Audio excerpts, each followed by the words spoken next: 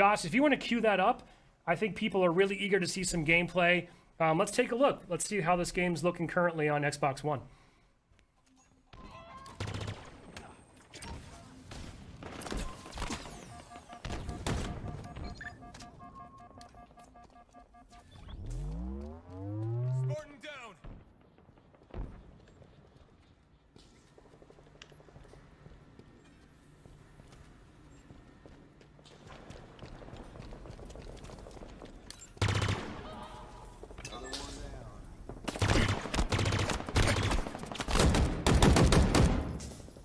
Sam, clearly we're looking at a little Slayer match here on Bazaar, one of our new maps.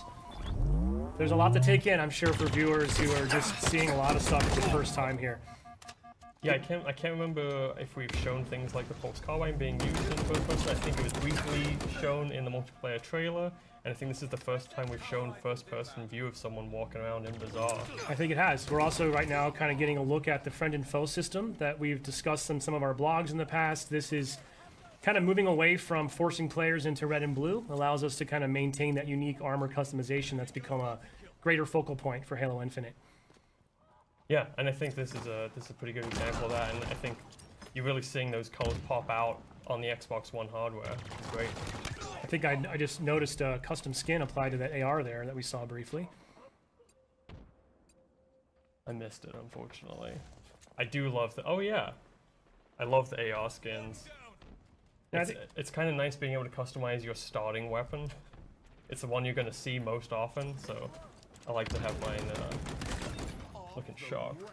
Now, internally, from a development and playtest perspective, I mean, obviously we've got the teams focusing on all platforms and all builds, and it's safe to say that we've got folks truly getting sweaty on Durango, on Xbox Series X and S, and low, medium, and high PC specs as well, right? Yeah, so obviously, as I said before, we can't cover every PC spec out there, but we try to have a good range within our testing, and we have folks playing on Xbox Ones regularly, myself included. I try and playtest on Xbox One as much as possible, because it's a really important thing for us to support and make sure it's looking good.